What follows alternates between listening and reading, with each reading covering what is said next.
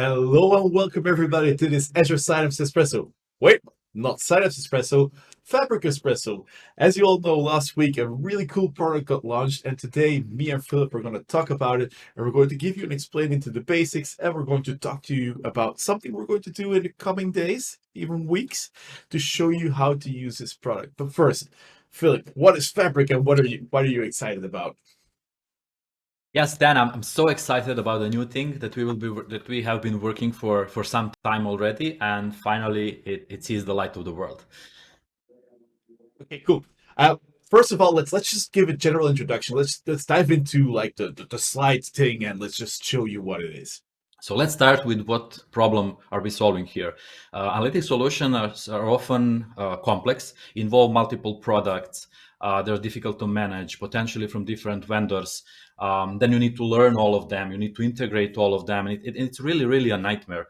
And um, with Azure, you have a lot of services that get you covered, but still the things are too complex. So yeah, right, Philip, because like in the previous slide, we saw all these different technologies, and getting those technologies all combined was always a bit of a hassle, and it's more like the past way of doing this. With Microsoft Fabric, we now basically have like a unified analytics fabric, we call it, and it's an end-to-end analytics that basically gives you data, and the business user, every user is combined, and they use sort of a SaaS experience for this instead of a PaaS experience. Yes, true. It's a SaaS experience. We finally integrated all of these, I would say, experiences, not services. So finally, you have a single data integration point. Everything ends up in one lake, and all the engines are aware of the data in one lake. This means that you finally get a true single copy of your data. With all these engines being able to work with your one lake, you can feel confident that everyone are working with up to date data. So for example, you can use integration pipelines, or you can use the Spark engine to generate or ingest the data. And then you have SQL endpoint on top of that data that you can use to query the data using T-SQL and integrate it with your other engines or maybe custom applications or whatever you actually use. There is also a data warehouse that is now highly evolved. It uses one lake for a storage, and I will not keep talking about it because we'll have a separate episodes to cover that. And also, all these experiences are well integrated into Power BI experience, so now you can easily surface the results of your work through the dashboards and the reports. Now, I'm really excited about this. Not like how can you get started? What can you do? So basically, what you need is a Power BI tenant, and if you want to actually use Fabric, you need to have a workspace which is at least premium, because that way you can enable the Trident experience and actually start working with it. But let me show you that. As you can see over here, I'm in the Microsoft Fabric home screen. So Microsoft Fabric, all of your data in one location, organized, collaborate, and create.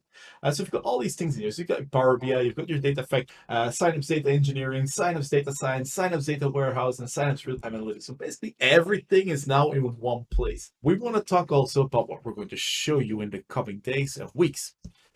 Now, what we're going to do in the coming days of weeks, we are going to build a lake house, or just a generic architecture that we're seeing, sort of a lake house architecture. We're going to do this with Fabric. And we're going to go from end to end. So just ingesting the data, loading data with something cool called shortcuts, linking data from your own premises from different data lake storages that you have, and just pushing them into Fabric. Then starting to use that data, a little bit of Spark on there, a little bit of data flows on there, and I will move that data into the data warehouse, and out of that data warehouse will basically like start querying it. And you'll notice there's a lot of different things there now, like all the things you knew from dedicated SQL pool, and that kind of was not as good. You'll see that a lot of those things were solved with that new warehouse engine as well. And then, of course, in the end, we're going to query that data with Power BI. We'll show you how to do that directly on the lake and how to use the warehouse mode for that as well. We will not stop there. We will not stop just on Lakehouse. We will also show other experiences, and we will do a deep dive on the features as they get rolled out.